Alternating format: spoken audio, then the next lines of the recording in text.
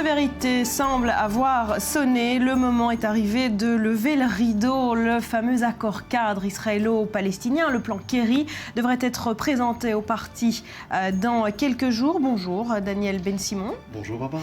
Journaliste, ancien député travailliste. Alors le suspense est à son comble. Est-ce que vous êtes optimiste? J'espère, je suis optimiste. Vous savez pourquoi? Parce que j'ai l'impression que la droite, c'est beaucoup plus que la gauche. Et il y a une inquiétude incroyable au sein des partis de la droite, dans les implantations. Il y a quelque chose qui commence à bouger.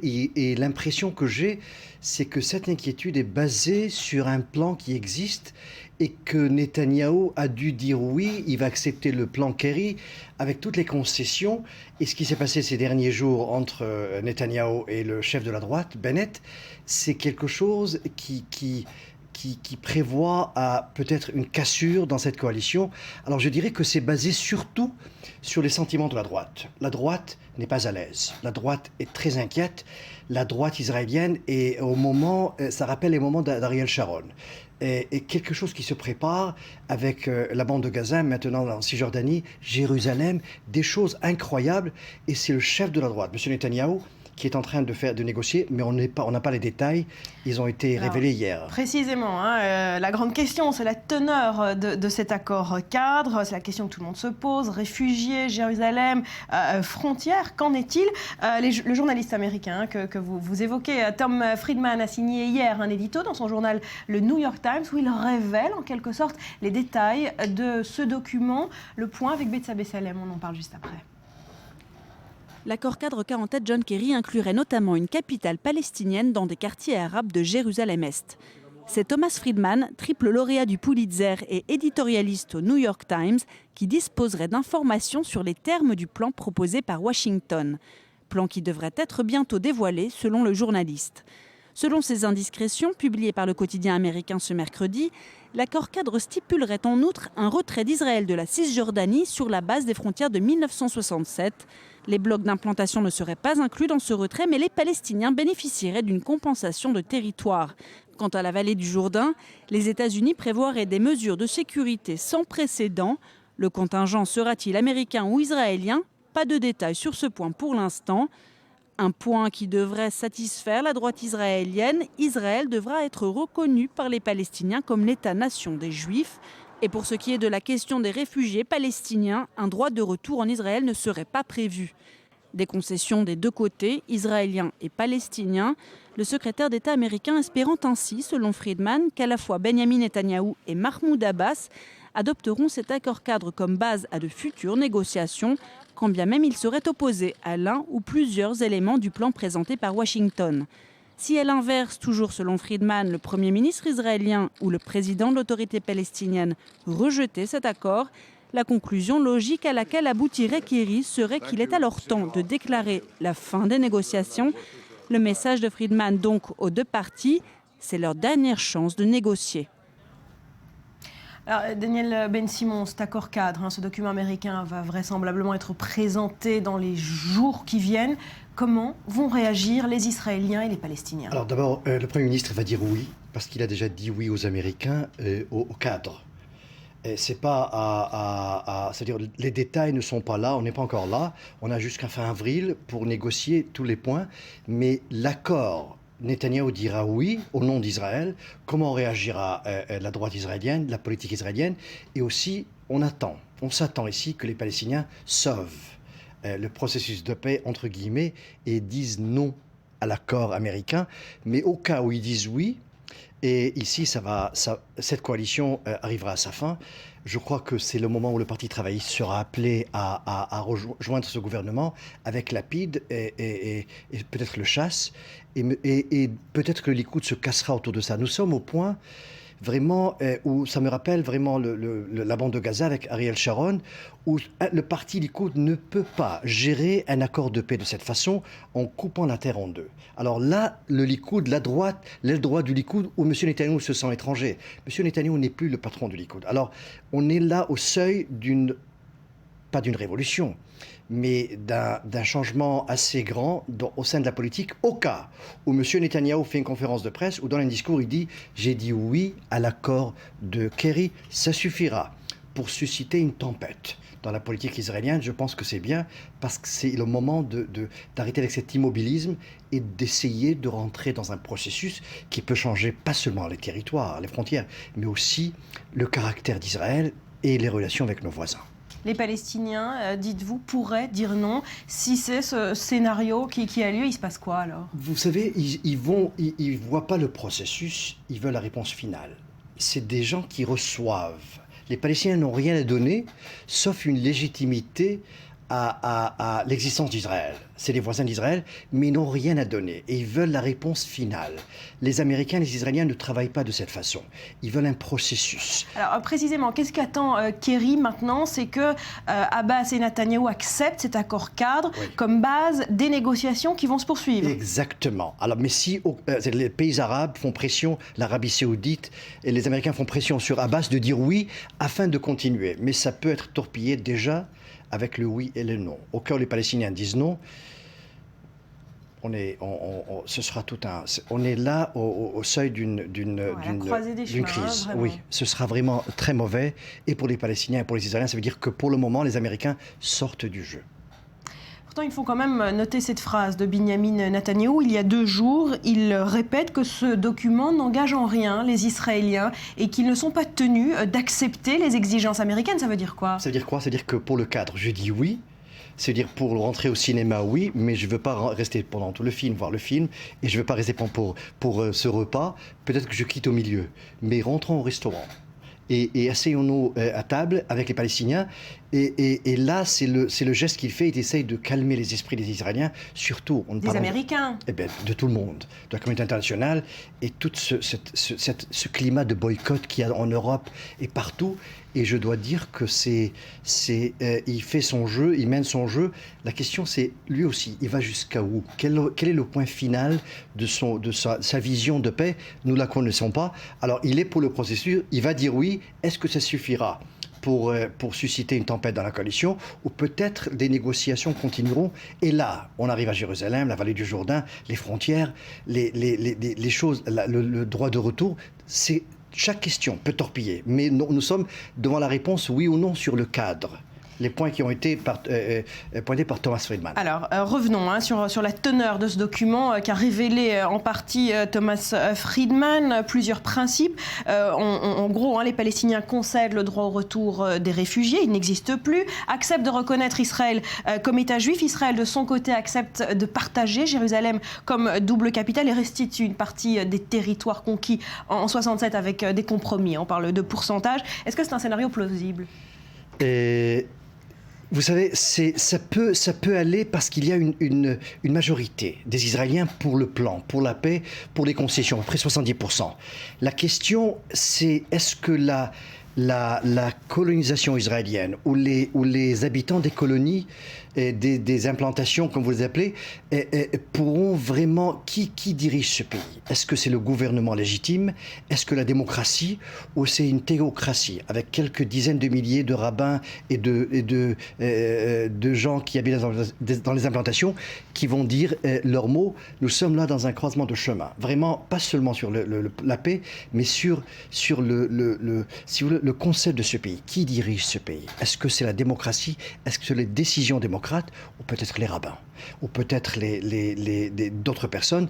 Et Barbara, je vous dis, pendant des années, nous étions on n'a jamais pris des grandes décisions, sauf Menachem Begin, quand il a décidé de se retirer du Sinaï. Mais le Sinaï n'est pas une terre biblique aux yeux des habitants des implantations. Vous dites qu'un gouvernement, Netanyahou, n'évacuera pas ces implantations. C'est ce que Netanyahou a répété il y a 2 jours. C'est ce qu'il a dit, mais je ne vois pas d'Israéliens, de Juifs, habiter sous l'autorité des Palestiniens. C'est impossible. Quelqu'un a besoin d'une ambulance. Il appelle qui? L'autorité palestinienne, le policier palestinien qui vont l'accompagner à l'hôpital en Israël. C'est pas plausible. Et là, je crois que nous ne sommes pas encore là, mais au cas, le cadre, comme j'ai dit, le cadre ils vont dire oui. Les Israéliens, les Palestiniens, je ne sais pas. Aussi, on compte sur eux pour torpiller. Et surtout, la réponse américaine. Je crois que ce sera très irresponsable de dire non, de ne pas aller vers le processus, parce que les Américains, ça veut dire que l'Europe aussi, la Russie, le monde, si vous voulez, le monde entier qui va pointer le doigt sur ceux qui ont torpillé le processus de paix. Pourtant, parlons très concrètement du problème de ces frontières et de ces implantations. On parle aujourd'hui de plus d'un demi-million d'Israéliens, 540 000 en Cisjordanie et à Jérusalem-Est. C'est imaginable de les évacuer? Et vous savez, c'est un Israël, suicide politique. C'est Barbara. Israël, dans les anciens territoires de 1948, Israël a 19 ans dans ces territoires. Ou peut-être 19 ans, et depuis on a déjà 2 générations, presque plus que 45 ans, dans le Grand Israël. 2 générations israéliennes ne connaissent pas l'ancien Israël, les anciennes frontières. Nous sommes là devant une réalité où il faut convaincre aussi les Israéliens, pas seulement de droite, mais les autres Israéliens qui ont connu le Golan, qui ont connu la Cisjordanie, Jérusalem. Pour la gauche, pour vous, c'est très clair, il faut évacuer. Binyamin Netanyahou ne le fera pas, il faut ouvrir les yeux. Vous voulez me convaincre qu'il ne le fera pas? Au dernier moment, je ne crois pas qu'il est capable de prendre. Mais pour le cadre, il dira oui. Pour le processus, pour l'image d'Israël, il dira oui. Mais les grandes décisions, il n'est pas capable. Je pense que nous Ça veut dire quoi? Qu'on va vers un échec? On va vers un échec. D'après moi, on va vers un échec parce que les deux côtés ne sont pas capables de prendre des grandes décisions. Nous n'avons pas d'homme d'État, ni chez les Palestiniens, ni chez les Israéliens. Nous avons besoin d'un Ben Gurion, nous avons besoin d'un Menachem Begin, nous avons besoin d'un Ariel Sharon, malheureusement. Le problème, c'est les personnes ou c'est ce statu quo qui a duré trop longtemps? Les deux, la possibilité d'un politicien de briser des situations pareilles. C'est ça, si vous voulez, De Gaulle, si vous voulez, des gens, des hommes d'État qui sont capables de changer l'avenir ou le destin de leur peuple. Est-ce que Netanyahou est capable? Je ne pense pas. J'espère que j'ai tort. Et est-ce que Abou Mazen est capable? Je ne pense pas. Et là, nous sommes, je crois que peut-être qu'ils diront oui pour le cadre de la paix, mais quand ils rentreront dans le couloir, là, ils vont s'arrêter, ils vont s'asseoir. Ils vont dire c'est trop compliqué pour nous, on va diviser nos peuples, on risque d'être assassinés, on risque le pire. Et est-ce que Netanyahou a cette carrure, a cette capacité? Barbara, je prie pour qu'il ait ces qualités, mais je ne pense pas. Personnellement, le connaissant, ce serait trop fort pour lui, trop grand. Ce serait déchirer Israël, ce serait briser un consensus, une vie normale et rentrer dans un conflit qui va durer des années. Surtout, à la suite de ce que vous avez dit, 500 000 personnes. La moitié des Français qui étaient en Algérie. C'est pas le même cas, mais c'est incroyable. C'est un transfert de personnes presque qui n'a, dans l'histoire juive, c'est sans précédent. Et là, est-ce que M. Netanyahou est capable? Je pense que non. Et si ça échoue, cette fois-ci, Daniel Ben-Simon, il en sera fini de cette idée d'une solution à 2 États négociée? Ça veut dire qu'on va vers un État binational, on vivra ensemble. Il n'y aura pas d'autres tentatives? Je ne pense pas pour le moment. Et vous savez, Barbara, la communauté internationale déjà réfléchit sur l'État binational. Et déjà, il y a des papiers, des centres de recherche, des politiciens qui disent quel est le problème. Ici en Israël aussi. Quel est le problème avec deux peuples dans un État, avec des modalités de démocratie? Alors la question, c'est si ça échoue, je crois que le concept de l'État binational deviendra le jeu principal dans la région. C'est-à-dire comment les Juifs et les Arabes vont vivre ensemble, quelle sorte de démocratie, est-ce que ce sera des gens de l'Afrique du Sud? Je ne pense pas. Je pense que chaque Palestinien... C'est une bonne solution. Israël perdrait son caractère juif?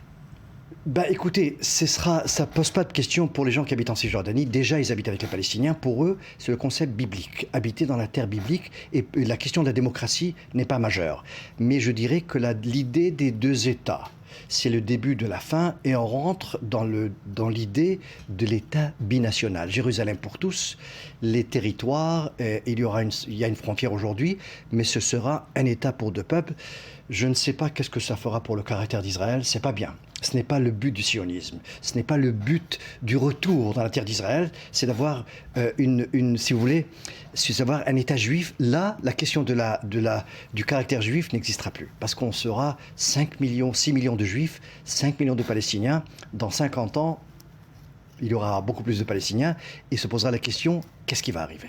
Et dans l'immédiat, Daniel Ben-Simon, si ces négociations échouent, est-ce qu'Israël a beaucoup à perdre? On entend de plus en plus parler de boycott économique, d'isolement diplomatique d'Israël. Est-ce que c'est un scénario qui vous effraie? Ce qui m'effraie plus que ça, c'est surtout les militaires qui disent au gouvernement, au cas d'un échec, on risque d'avoir un soulèvement dans les territoires. Ça veut dire ce désespoir risque d'être traduit d'une façon, une sorte d'intifada, la troisième intifada qui fait peur à tout le monde. Ce sera terrible si un échec, si un désespoir mène les Palestiniens à casser le jeu et à retourner à la violence. Ce sera terrible pour les deux côtés. J'espère qu'on n'arrivera pas là. Alors il y a le côté du boycott, c'est un peu loin, mais là, c'est la question des militaires qui disent au gouvernement, sans option, sans optimisme au côté palestinien, on risque le scénario du pire, c'est troisième intifada. Merci beaucoup Daniel Ben-Simon d'avoir été avec nous ce matin. À suivre dans le Morning, partagez ce que vous êtes en train de vivre en 12 secondes. Filmez, c'est la nouvelle génération des réseaux sociaux, ça s'appelle Peek Into, toutes les images et les explications après un nouveau journal. Restez avec nous.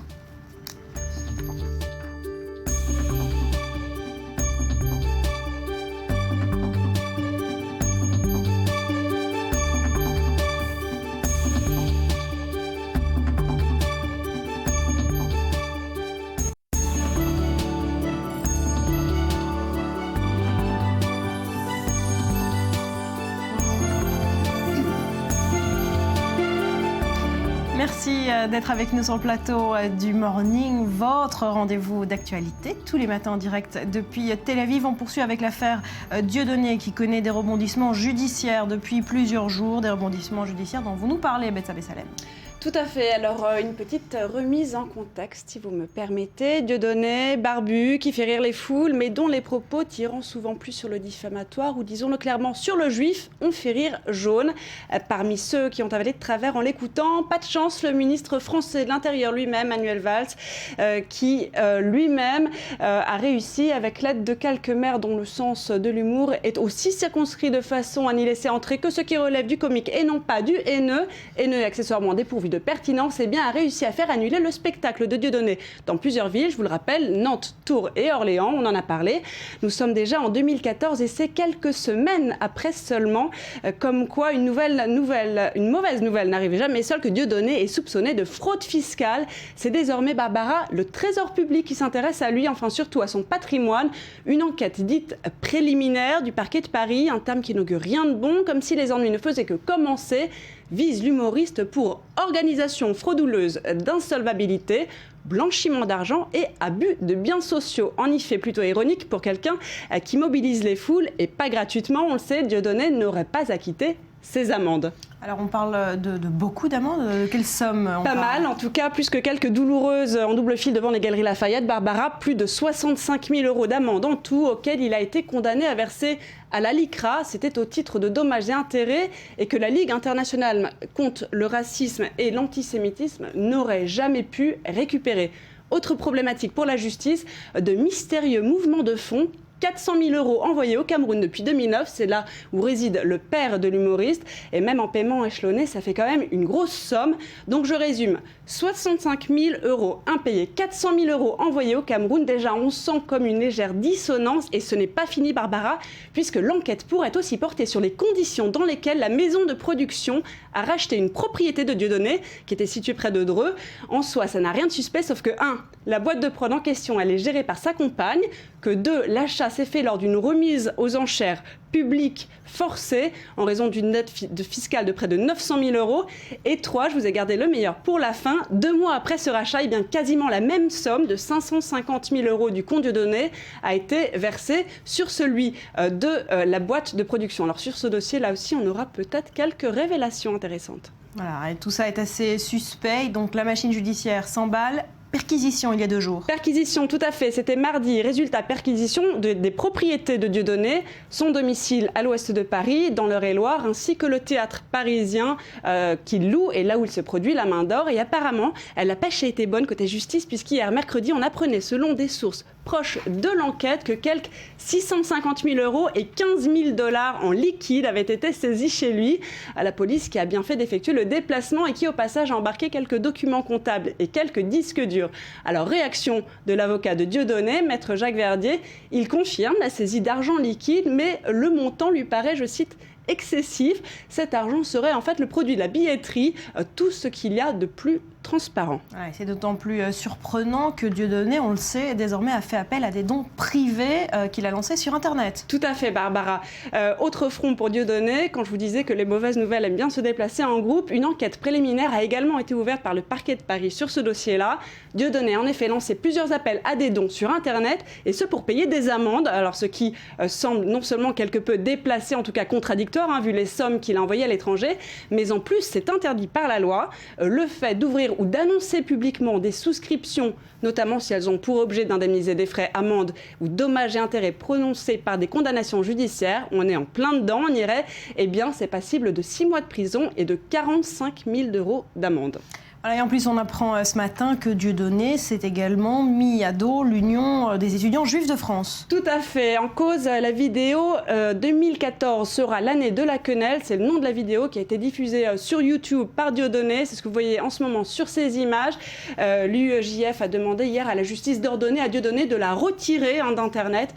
Plusieurs passages tomberaient, selon l'association, sous le coup de la loi pour contestation de crimes contre l'humanité, diffamation raciale, provocation à la haine raciale et injure publique. Le tribunal de grande instance de Paris a été saisi en référé. Alors rendez-vous le 12 février pour les résultats du délibéré. Une année donc pleine de suspense et de rebondissements pour Dieudonné Mbala, qui était il y a seulement 8 jours en garde à vue à la gendarmerie de Dreux, on le sait, pour la 2e fois depuis la veille, et ce en raison d'une plainte pour violence déposée par un huissier. Les faits se sont déroulés chez Dieudonné lui-même et sa compagne, quand 2 huissiers se sont présentés à leur domicile. C'était lundi soir avec plusieurs commandements de payer pour ces fameux 65 000 € d'amende. Alors l'un des huissiers a raconté à la gendarmerie que non seulement il n'avait pas pu remettre les injonctions de payer, mais en plus il aurait aperçu une arme à feu par-dessus le portail, et oui, un tir de flashball. Alors qui tenait cette arme? Par contre, l'huissier n'a pas pu révéler l'identité de la personne. Voilà, ça fait beaucoup, effectivement. Dernier élément de cette affaire, une affaire qui semble avoir des ramifications, puisqu'un homme a été mis en examen après avoir fait une quenelle devant une école juive à Toulouse. Tout à fait, des ramifications déjà, on les voit. C'est Noël Gérard, alias Joe le Corbeau, qui est mis en cause pour avoir diffusé sur Internet une photo montrant un homme réalisant cette quenelle. Alors pas n'importe où, effectivement, vous l'avez dit, devant cette école juive où en 2012 Mohamed Merah avait assassiné 3 enfants juifs ainsi qu'un enseignant. C'était au nom du djihad. Il aurait aussi diffusé un autre cliché du même homme dans la même posture, mais cette fois devant l'appartement où Merah a été assassiné par les forces de police. Alors Joe le Corbeau, c'est un dessinateur dont les juifs sont la principale cible, mais qui se présente néanmoins lui comme un dessinateur satirique, un peu comme Dieudonné, c'est un artiste avant tout, et qui défend clairement les positions de Dieudonné. Donc il a été présenté ce mardi soir à un juge mis en cause pour provocation à la haine raciale, une fois encore, par écrit et images diffusées par voie électronique. Il aurait été laissé libre sous contrôle judiciaire. Il s'agit donc, Barbara, de l'une des premières mises en cause judiciaires touchant la réalisation de cette quenelle. Affaire à suivre, puisqu'on a vu pas mal sur ces vidéos récemment beaucoup de gens qui se servent de ce geste dans la rue, un peu partout, dans les espaces publics. Affaire à suivre, en tout cas, les tons se resserrent sur Dieudonné, c'est ce qu'on peut en dire ce matin. Merci beaucoup, Bethsabée. Merci. Jeudi 30 janvier, vous êtes sur i24 News. Voici l'essentiel des titres de l'actualité. 170 000 missiles provenant d'armées ennemies sont pointés vers Israël. Le chef du renseignement de l'armée met en garde sur la présence de djihadistes encerclant l'État hébreu. Pour le général Kochavi, c'est une menace inédite qui représente un danger même plus sérieux que l'Iran nucléaire. En politique, la coalition de Binyamin Netanyahou sort d'une zone de turbulence après les menaces de limogeage. Le ministre de l'économie, Naftali Bennett, s'est finalement excusé auprès de son Premier ministre. Si Binyamin Netanyahou a été blessé, ce n'était pas mon intention, a-t-il déclaré, après avoir sévèrement critiqué Netanyahou sur son intention de maintenir des implantations juives sous l'autorité palestinienne. En Égypte, 20 journalistes d'Al Jazeera devant les juges. 16 d'entre eux sont égyptiens et accusés de terrorisme. Ils sont soupçonnés d'avoir porté atteinte à l'unité nationale. Les 4 étrangers sont quant à eux accusés d'avoir diffusé de fausses nouvelles visant à informer le monde extérieur que le pays était en guerre civile.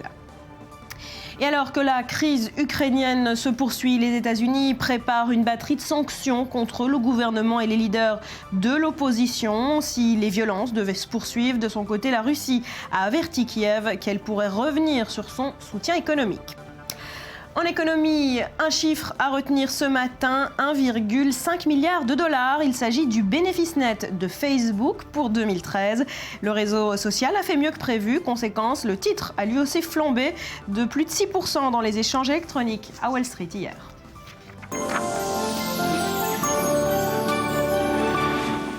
Il est l'heure de notre rendez-vous consommation et tendance. Bonjour Johan Waki. Alors aujourd'hui, vous allez nous parler du Super Bowl 2014 et des meilleures publicités qui se préparent que vous avez sélectionnées pour nous. Mais avant cela, on parle d'une application, ça s'appelle Peek Into, ou comment partager en 12 secondes sa vie avec un inconnu. Exactement, alors comment partager 12 secondes de sa vie plus précisément avec un inconnu. L'application s'appelle donc Peek Into, a été lancée le mois dernier lors du salon Le Web 2013. C'est un réseau social grec pensé et réalisé à Athènes. Je vous propose de regarder cette petite vidéo, on parle juste après de comment ça fonctionne plus en détail. To follow his favorite band in another continent, John wants to feel the vibe of the concert, even for a moment. Right now, with Peek Into, he can request a peek, a 12-second video from that concert. As he waits for his peek, he can take a look at any of the available past peeks in the area of interest uploaded up to 2 hours ago. Let's meet Mary. She was lucky enough to grab a ticket to that concert. She receives the request and happily agrees to share a peek from her current location. John receives the peek without even knowing who's provided it. He didn't have to be friends or follow the person that provided the peek.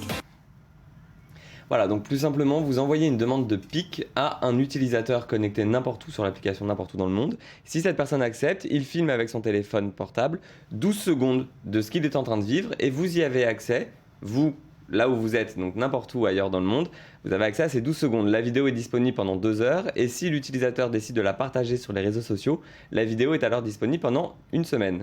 Pourquoi 12 secondes ?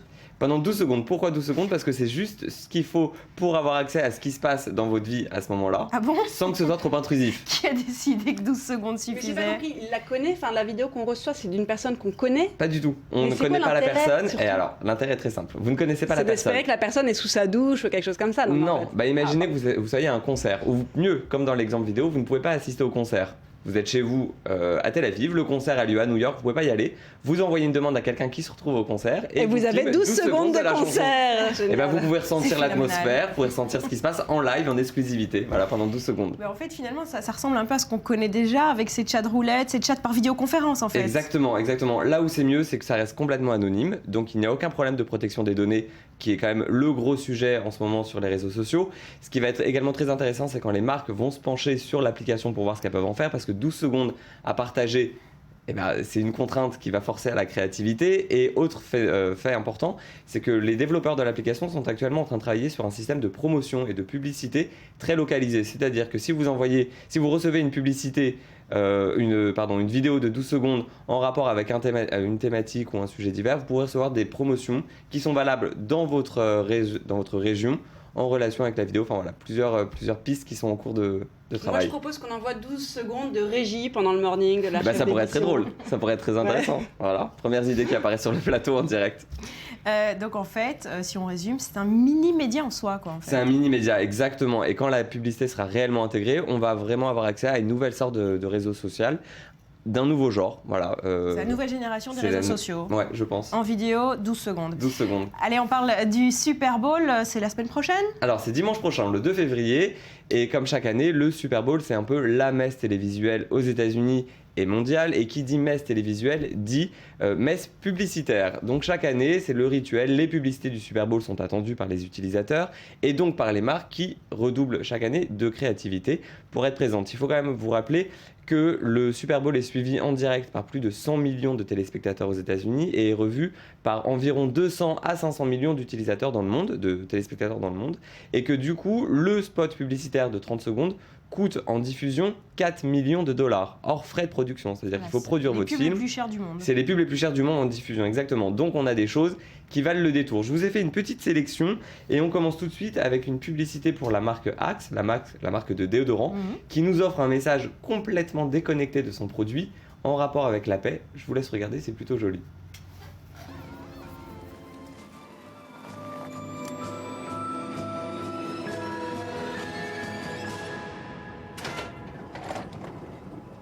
Michael!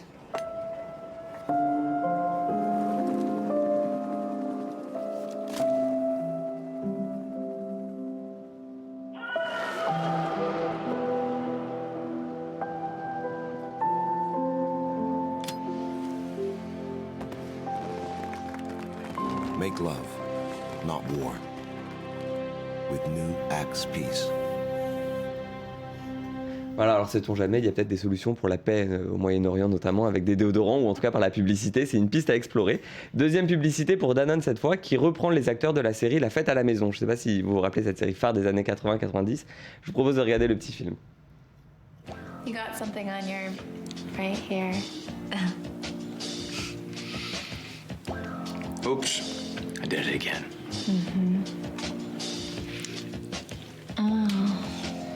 Oh. Take off your pants, Greek boy. Huh? You heard the man. Take those pants off. That's gonna stain. Dannon Oikos Greek yogurt. Fuel your pleasure. No, please. Don't leave me alone with them. She wasn't good for us anyway. Okay. Voilà, alors donc une publicité plutôt drôle pour un yaourt. Et je vous propose, Barbara, en exclusivité pour vous ce matin, une publicité par H&M qui nous propose d'habiller ou de déshabiller David Beckham pour le Super Bowl. Réponse le 2 février avec ce petit teaser aujourd'hui.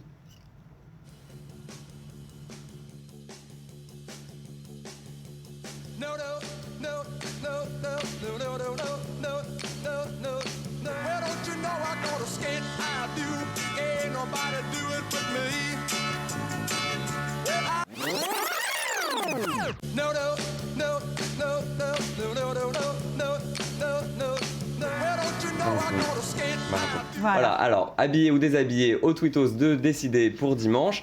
Et petite conclusion très rapide, j'aurais pu vous diffuser le fameux spot publicitaire de Pepsi qui est l'annonceur principal comme chaque année. Finalement, avec les polémiques qui tournent en ce moment par rapport à la marque SodaStream dont on parlait hier, je me suis dit que ce serait peut-être plutôt intéressant de ne pas leur faire plus de publicité que ça sur le plateau. Mais voilà, on a eu droit à de belles publicités. Merci beaucoup Johan, merci Betsabe. À suivre, on revient sur Shulamit Aloni qui est décédé la semaine dernière.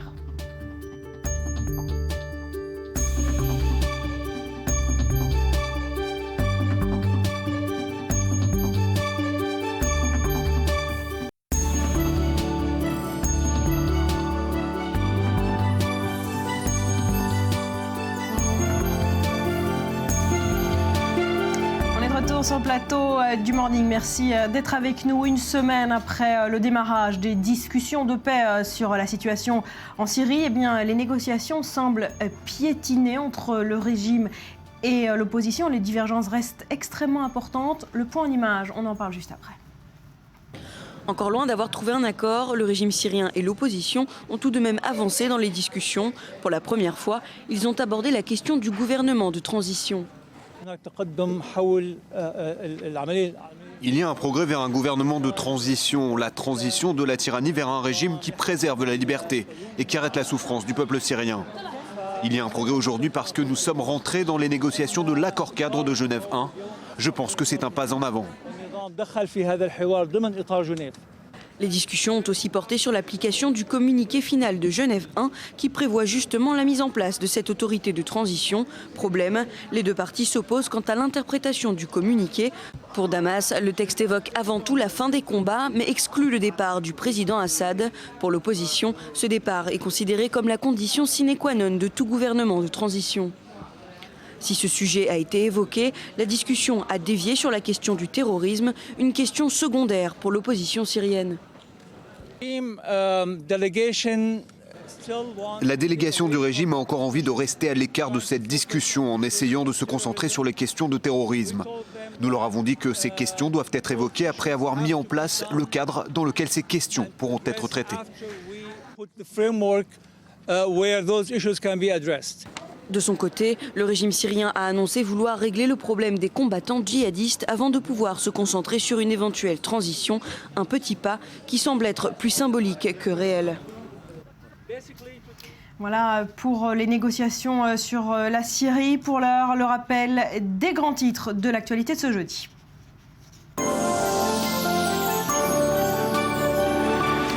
« 170 000 missiles provenant d'armées ennemies sont pointés actuellement vers Israël. C'est le chef du renseignement de l'armée qui le déclare. Il met en garde sur la présence de djihadistes encerclant l'État hébreu, notamment en Turquie. Pour le général Kochavi, c'est une menace inédite qui représente un danger plus sérieux que l'Iran nucléaire. En politique, la coalition de Binyamin Netanyahou semble être sortie d'une zone de turbulence après les menaces de limogeage. Le ministre de l'économie, Naftali Bennett, s'est excusé. Si le Premier ministre a été blessé, ce n'était pas mon intention, a-t-il déclaré après avoir, je vous le rappelle, sévèrement critiqué Binyamin Netanyahou sur son intention de maintenir des implantations sous l'autorité palestinienne. En Égypte, on notera que 20 journalistes d'Al Jazeera sont désormais devant les juges. 16 d'entre eux sont égyptiens et ils sont accusés de terrorisme, soupçonnés d'avoir porté atteinte à l'unité nationale. Les 4 étrangers sont quant à eux accusés d'avoir diffusé de fausses nouvelles visant à informer le monde extérieur que le pays était en guerre civile. Et alors que la crise ukrainienne se poursuit, on apprend ce matin que les États-Unis préparent une batterie de sanctions contre le gouvernement et les leaders de l'opposition. Si les violences devaient se poursuivre, de son côté, la Russie a averti Kiev qu'elle pourrait revenir sur son soutien économique. Et en économie, on retiendra ce matin un chiffre, 1,5 milliard de dollars. C'est le bénéfice net de Facebook pour l'année 2013. Le réseau social a fait mieux que prévu. Conséquence, le titre a lui aussi flambé de plus de 6% dans les échanges électroniques à Wall Street hier.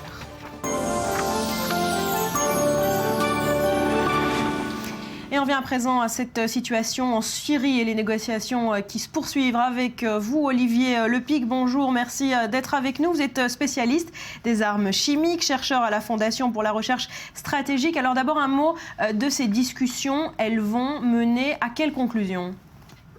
Écoutez, c'est très difficile de le dire pour l'instant. Les réunions sont un petit peu chaotiques. On ne voit pas très bien aujourd'hui ce qui pourrait se dégager. On ne voyait pas très bien ce qui pouvait se dégager de cette réunion avant même qu'elle commence. Et aujourd'hui, les craintes sont un peu justifiées. Il est peu probable qu'on aboutisse à un accord politique satisfaisant à l'issue de ce process de Genève, malheureusement. Un accord politique avec ou sans Assad ? Il n'y aura pas d'accord politique sans Assad. Je ne crois pas que cela soit possible. Je crois d'ailleurs que c'est une des grandes leçons de la crise chimique syrienne. Là où il y a quelques mois on pensait que cette crise chimique allait sonner le glas du régime, en fait, eh bien, les développements politiques et diplomatiques de cette crise chimique ont conforté Assad dans sa position. Et aujourd'hui, il est l'interlocuteur indépassable de la communauté internationale dans le cadre du désarmement chimique. Et quelque part, au terme d'une pirouette assez cynique, eh bien, l'attaque chimique du mois d'août 2013 a remis le régime en selle. Alors, ce désarmement chimique, parlons-en, alors que les négociations se poursuivent, tant bien que mal. Comment se passe sur le terrain ce désarmement promis par la Syrie ? Mais il se passe un petit peu comme malheureusement un certain nombre d'experts l'avaient prévu. Il se passe bien, je dirais, d'un point de vue global, parce qu'on peut dire que le régime coopère et que aujourd'hui la capacité chimique syrienne a été annihilée.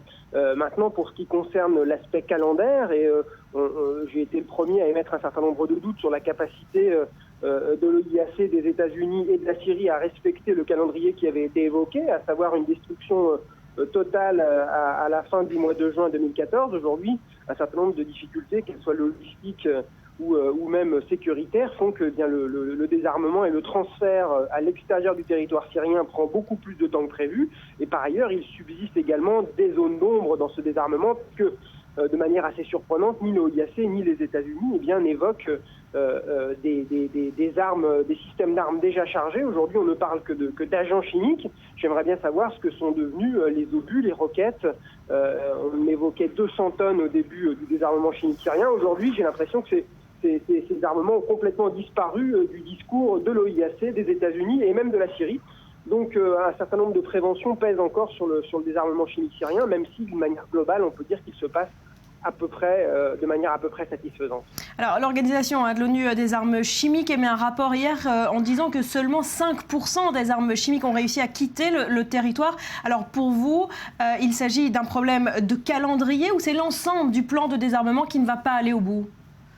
Non, je pense que le plan risque d'aller au bout. Simplement, le plan avait des objectifs en termes de calendrier qui étaient complètement irréalistes, qui ont été avancés d'ailleurs sous la pression de la communauté internationale.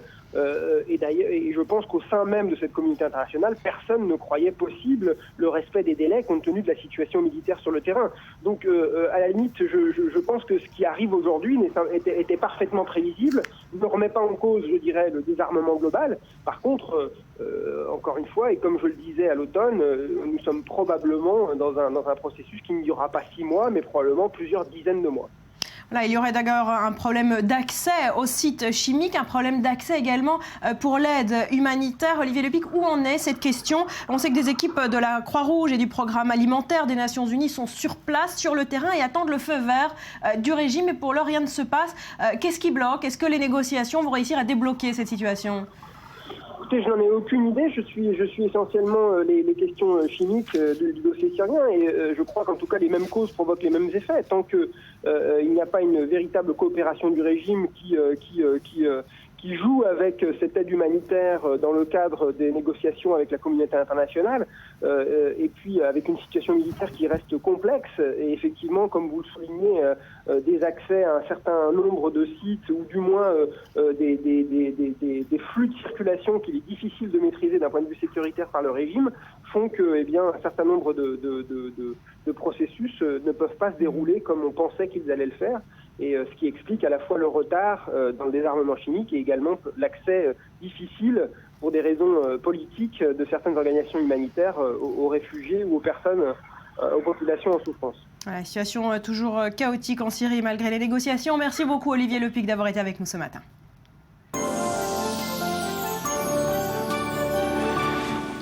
Retour en Israël où on parle à présent de cette figure politique incontournable. Elle s'appelait Shulamit Aloni, icône du camp de la paix et des droits civiques. Elle est décédée la semaine dernière. Bonjour, Dror Even Sapir. Bonjour Barbara.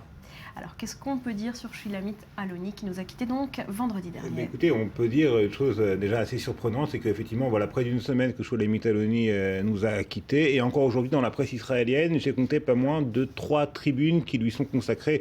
Vous savez, dans les dernières pages des quotidiens israéliens qui sont entièrement dédiées aux tribunes et aux prises de position. Donc, ça montre à quel point, son décès n'est pas passé inaperçu, à quel point effectivement, même si on l'avait un petit peu oublié ces derniers temps, elle s'était retirée de la vie politique il y a déjà près de 20 ans, je crois, elle pesait encore, son empreinte était encore très, très, très présente dans les esprits, parmi ses partisans et parmi ses adversaires d'ailleurs.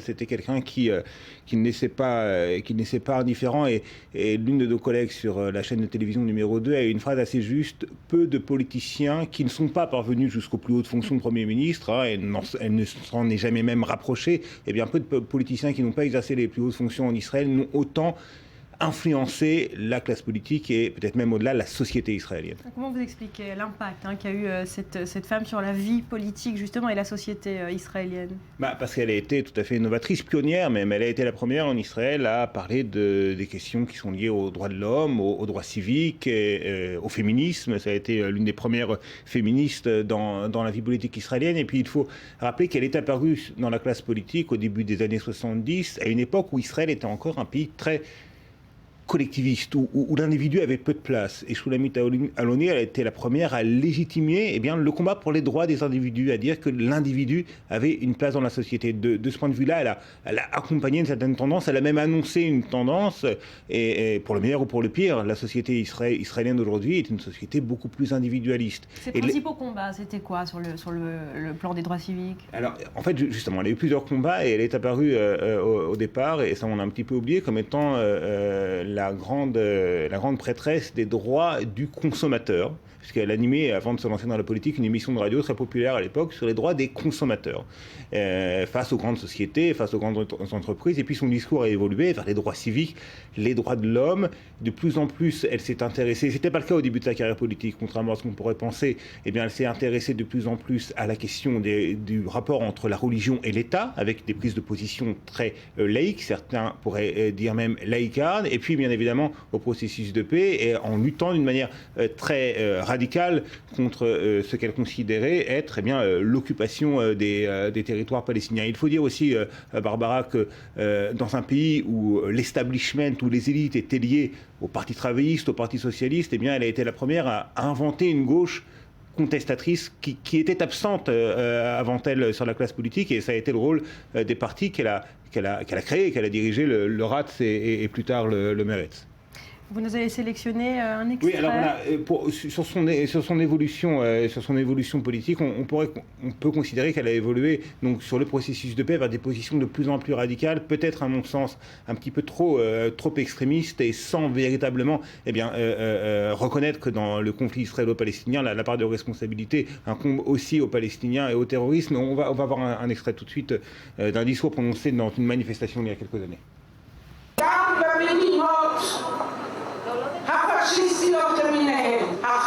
Même dans les États fascistes, il y avait des lois, il y avait des ordres. Et depuis la fin de la Seconde Guerre mondiale, nous savons que cette phrase « j'ai reçu un ordre d'un pouvoir légitime » ne peut servir de défense à ceux qui tuent, qui détruisent, qui humilient. Voilà, c'est un discours très extrémiste et qui laisse peu de place à la responsabilité qu'avaient aussi les Palestiniens et qu'ont aussi les Palestiniens dans le conflit. Il y a un autre sujet qui est très intéressant chez Shulamit Aloni, c'est son rapport au judaïsme. Et on va voir tout de suite un extrait de cette même manifestation. Regardez. Nous avons des rabbins fiers du judaïsme. En fait, ils le trahissent. Ceux d'entre eux qui parlent de détruire, d'annihiler, d'éliminer. Voilà, un rapport très ambigu au judaïsme, parce qu'elle était contre le poids qu'avait la religion juive dans l'État. Par contre, elle avait une grande connaissance de la culture juive et un grand respect pour la culture juive. Et là, elle est en train de dire que les rabbins, en fait, qu'une partie des rabbins en Israël trahissent le judaïsme tel qu'elle le percevait elle-même. Il y avait beaucoup d'ambiguïté et de paradoxes dans Shulamit Aloni. Et d'ailleurs, ça se retrouve dans les parcours de... Elle a eu trois fils qui sont ont tous eu un parcours tout à fait différent, mais important dans la société israélienne. Un fils, Udi, qui est un cinéaste tout à fait extrémiste, d'extrême gauche, pourrait-on dire, et un autre fils Dror qui était, lui, colonel dans la marine de guerre israélienne. Ça dit beaucoup sur le paradoxe qu'était Shulamit Aloni, et peut-être un mot sur l'évolution de son parti, si on a le temps, le Meretz. Donc elle a créé le parti Ratz, le mouvement des droits civiques, qui s'est ensuite lié avec un autre parti, le MAPAM, un parti socialiste, pour créer ce qui est aujourd'hui le Meretz. Et on va voir peut-être un graphique qui va nous montrer l'évolution électorale du parti. En 1988, 10 sièges lorsque le parti s'est fondé, ensuite 12 sièges progression, c'était le gouvernement Rabin, le deuxième gouvernement Rabin, et depuis le Meretz n'a cessé de baisser dans les élections à la Knesset. On peut voir également les noms des différents leaders pour connaître en 2013, donc en 2009, il a failli disparaître de la classe politique avec seulement 3 mandats. 2013, il a doublé son score avec 6 mandats, mais 6 mandats, c'est quand même, ça reste assez peu. Et on peut dire que le Meretz, que la gauche israélienne en général, est confrontée à un véritable problème sociologique, parce que de larges pans de la société israélienne, que ce soit les Arabes israéliens qui lui font plus confiance, les immigrants ou les anciens immigrants issus du monde russophone qui eux aussi ne se reconnaissent pas dans le message de la gauche israélienne. Les juifs pratiquants de différentes tendances, eux aussi sont très éloignés de la gauche israélienne. Les Israéliens originaires des pays arabo-musulmans, là aussi il y a un vrai hiatus entre la gauche israélienne et ces milieux-là. Donc malgré la récente progression dans les sondages que connaît le Meretz, la gauche israélienne a un vrai problème de légitimité, en tout cas de discours qui pourrait être accepté par de larges pans de la société israélienne. Aujourd'hui, elle est pas marginalisé, mais presque. Merci beaucoup, Dror Ben Sapir. À suivre, le buzz en Égypte, c'est Al-Sisi superstar, Al-Sisi en musique, explication et images après un nouveau journal.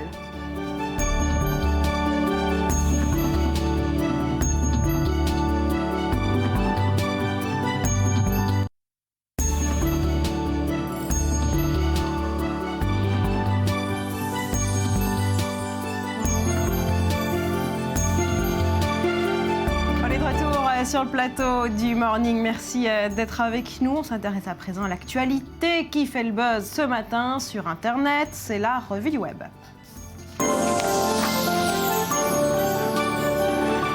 La revue du web avec vous tous les matins, Rudy Saada. Bonjour, bienvenue. Bonjour. On commence par l'Égypte avec ce procès qui va être largement commenté. 20 journalistes d'Al Jazeera sur le banc des accusés. Oui, ce sont des confrères de la chaîne qatari Al Jazeera. Ils sont, comme vous l'avez dit, accusés d'appartenance à une organisation terroriste et accusés également d'avoir porté atteinte à l'unité nationale et à la paix sociale.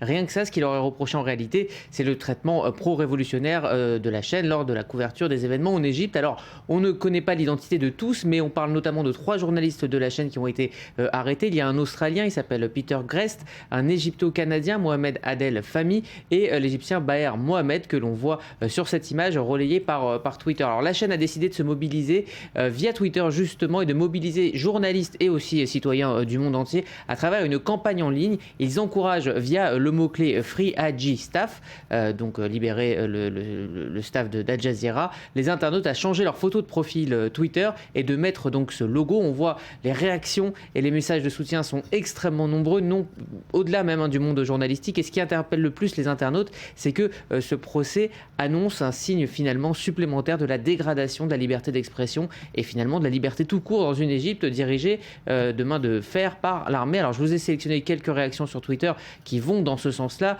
Julia McFarlane rappelle que le journalisme est fondamental dans une démocratie, que les sociétés qui veulent supprimer les libertés commence par supprimer la presse. Sharon Ward, journaliste aussi, à la nausée en constatant le traitement réservé à ses confrères en Égypte, et elle parle d'actions déplorables. Et puis Gunner Guy parle d'injustice et se demande plus globalement où va le monde et où va l'Égypte actuellement. Alors les messages de soutien arrivent par centaines, pour l'instant sans effet.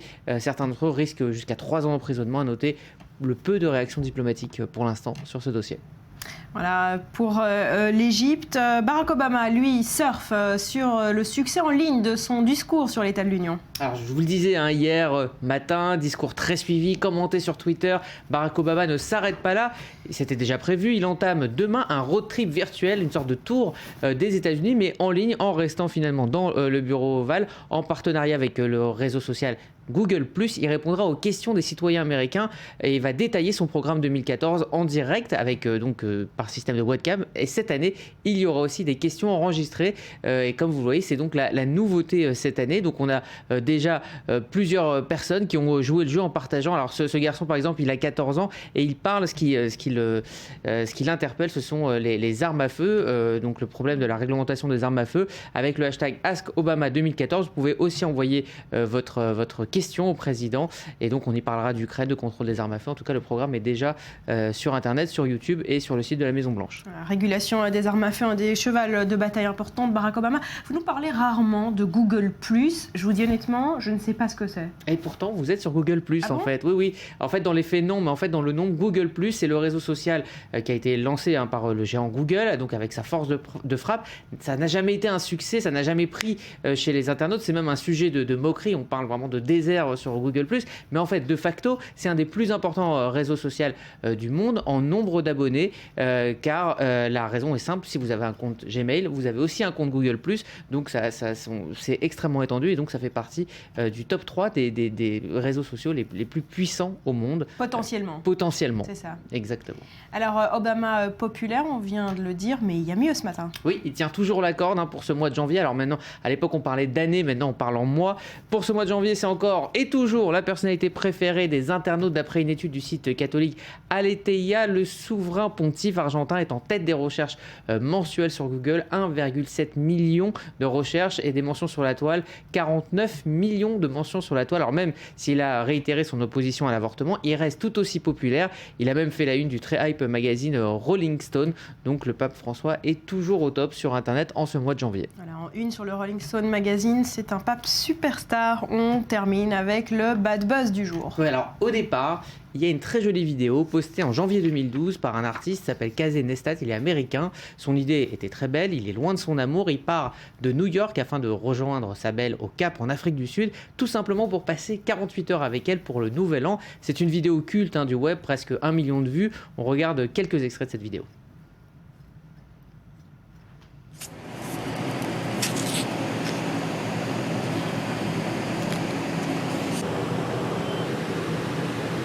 From New York City to Cape Town, South Africa.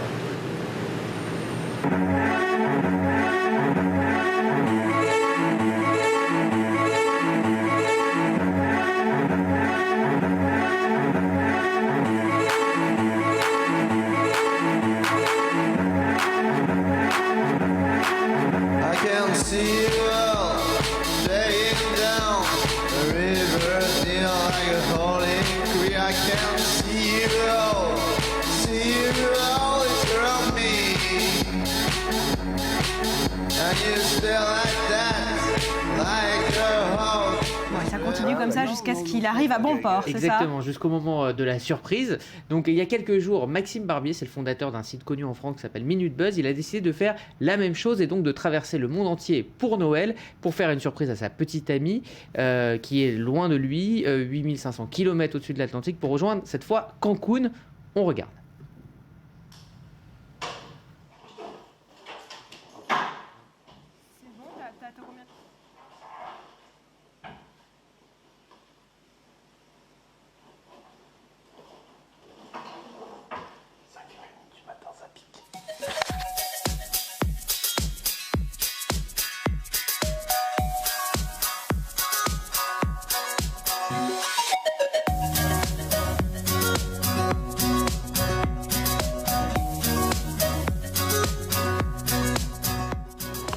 Je m'approche à la porte d'embarquement.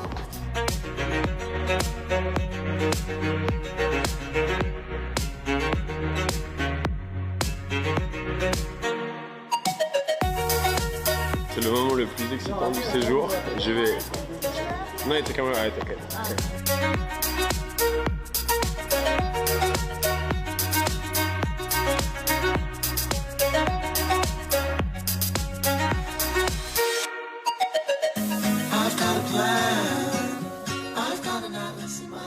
Alors c'est joli. C'est joli. C'est émouvant. Pourquoi c'est un bad buzz ? Alors c'est un bad buzz parce qu'il y a eu un partenariat avec Coca-Cola et à la fin de cette vidéo, vous voyez en fait la phrase de la campagne Coca-Cola. Donc en fait ça a été complètement financé par la marque américaine et ça n'a pas été vraiment dit comme ça et inspiré. Résultat, aux États-Unis, on a eu vent de cette vidéo et surtout de ce qui se cachait derrière, c'est-à-dire une campagne de pub, tout simplement une pub. Et donc c'est une frontière un petit peu floue entre la vidéo virale, on va dire sincère, et la vidéo marketing. Commercial. Voilà. Et puis alors donc on va terminer. Donc voilà, on voit d'ailleurs l'auteur de la vidéo qui dit qu'il y a une différence entre l'inspiration et le vol. Voilà, ils devraient tout simplement, ils sont interpellés sur Internet, vous devriez tout simplement avoir honte de ce que vous avez fait. Et les internautes ont réagi en France avec une aussi très belle vidéo, très émouvante, traverser la ligne 13 pour souhaiter bon anniversaire à son meilleur ami.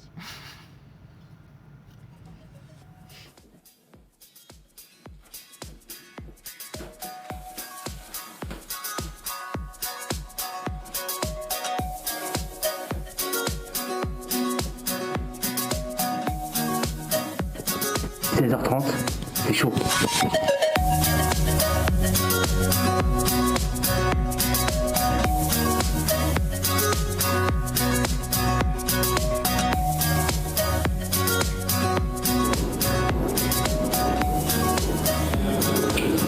Je m'approche du quai.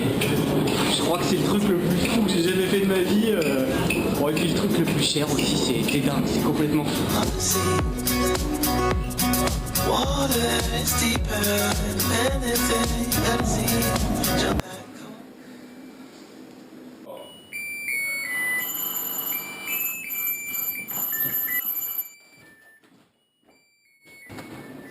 Bon anniversaire.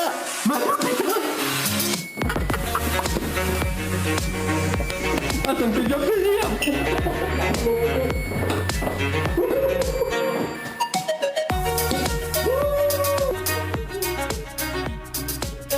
Tout le monde va s'y mettre alors. Oui, je crois que tout le monde va s'y mettre. C'est lancé. Voilà, donc on va traverser Tel Aviv pour venir au Morning. Vous pouvez traverser le plateau si vous voulez.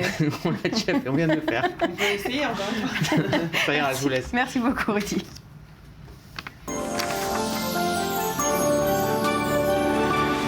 Bonjour Virginie Khalifa. Bonjour Barbara. Alors on parle musique et politique ce matin. Le buzz du moment en Égypte, c'est Al-Sisi superstar. Ah mais complètement, puisque les partisans du général et vice-premier ministre égyptien Abdel Fattah Al-Sisi se lancent dans une pré-campagne pour l'élection présidentielle. Alors, à cette occasion, ils ont décidé de délivrer leur message en chanson, avec un clip qui regroupe des chanteurs connus dans le pays, des chanteurs comme Baha Sultan.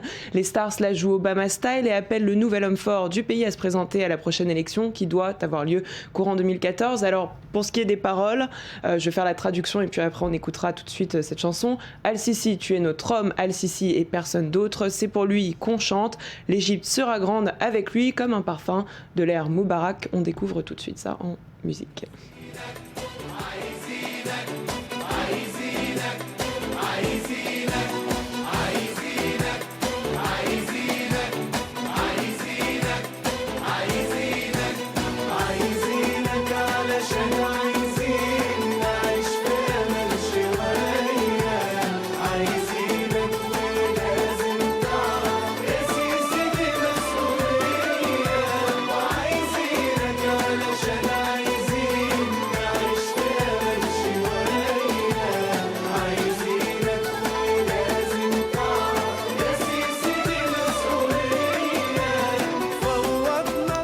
C'est une musique qu'on entend un peu partout en Égypte en ce moment. On entend un peu partout, qu'on se partage assez facilement sur Internet et qui, à mon avis, fera certainement un grand carton dans le pays.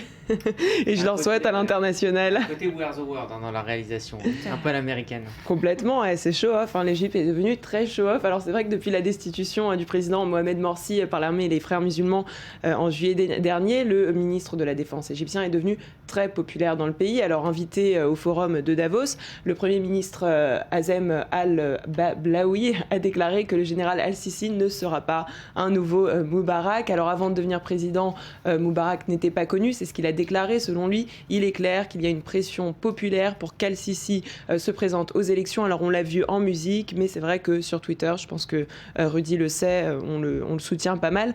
Je vous rappelle que la campagne pour le oui au référendum sur la nouvelle constitution est une constitution qui donne un peu plus de pouvoir aux militaires. Al-Sisi avait déclaré que si le peuple le réclamait, eh bien, il se présenterait aux élections. Et c'est ce qu'il a fait, il n'a pas menti. C'est tout pour ce qu'il s'agit d'Al-Sisi. Reste à savoir la marche de liberté qu'ont eu les Égyptiens dans ce référendum, une opposition muselée. Très très libre. On l'a répété. Alors on reste en Égypte et on parle toujours de politique, cette fois avec une autre forme d'art, c'est du street art. Effectivement, donc on a parlé de musique, on passe maintenant au street art. Alors samedi dernier, l'Égypte a célébré le 3e anniversaire de sa révolution qui a chassé Moubarak, une journée qui, on le sait, s'est annoncée sous pression avec des tensions. Et puis certains artistes ont décidé de s'exprimer à leur façon. C'est pour cela que dans les rues du Caire, le graffeur Kaiser a dégainé ses bombes pour peindre. Alors il faut savoir que c'est très dangereux. Rudy tout à l'heure parlait de ces journalistes qui ont été arrêtés. Il peut aussi se faire arrêter. Alors ce jeune homme, il est considéré par certains comme le Banksy égyptien. Banksy qui est un artiste street art britannique très connu. Il signe, lui, les murs de la pointe de son art. Il laisse derrière lui des messages politiques. On le voit sur ces photos qui apparaissent à l'écran. Ce sont des messages aussi sociaux et souvent subliminaux. Alors c'est un graffeur anonyme. Il a lancé un mouvement que beaucoup de jeunes suivent en ce moment. Le graphe et le street art. Exactement. Kill Your Television. Et puis beaucoup de messages comme ça où on reprend des marques comme Pepsi. Je pense que c'est assez explicite. Donc voilà, en ce moment, le graphe et le street art, on en voit de plus en plus en Égypte. C'est toléré en Égypte ou c'est risqué comme pratique? Pas du tout, ils font ça la nuit, c'est très risqué, ils peuvent même atterrir en prison, donc c'est caché. Lui, sa particularité, c'est qu'il se balade toujours en capuche, le visage caché, et puis il erre dans les rues du Caire la nuit pour pouvoir transmettre ses messages à la population. Alors on quitte l'Égypte, Virginie, pour parler d'un autre buzz du moment. Il s'agit de Bill Gates. Alors, on devait parler de Bill Gates, mais finalement, on ne le fera pas. Je vous ai réservé quelque chose d'autre parce que figurez-vous, Barbara, que le chanteur Pete Seeger est décédé. Donc j'ai décidé de lui rendre hommage, mais on en parlera certainement la semaine prochaine parce que Bill Gates qui perd face au champion de 23 ans. On en parlera et on montrera même la vidéo. Mais là, on va parler quand même de Pete Seeger, la légende du folk américain et auteur notamment de Si j'avais un marteau, qui est décédé à New York à l'âge de 94 ans. Alors c'était le leader du proteste-sang américain. Il a été tour à tour la voix du mouvement ouvrier, de la lutte pour l'égalité raciale, voix du mouvement aussi contre la guerre du Vietnam dans les années 60, puis voix de la défense de l'environnement dans les années 70. Alors on ne peut pas oublier ses combats pour les droits civiques des Noirs américains qui lui ont valu l'amitié de Martin Luther King. En 2009, c'est un des artistes qui soutient Obama et c'est puis aussi un des artistes les plus attendus lors du concert inaugural à Washington. Merci beaucoup Virginie, merci Rudy. C'est la fin de cette émission, merci de l'avoir suivi. Passez une très belle journée, portez-vous bien. Je vous retrouve demain, soyez au rendez-vous et on se quitte avec Pete Seeger, le chanteur icône de la contestation américaine. Bonne journée. As I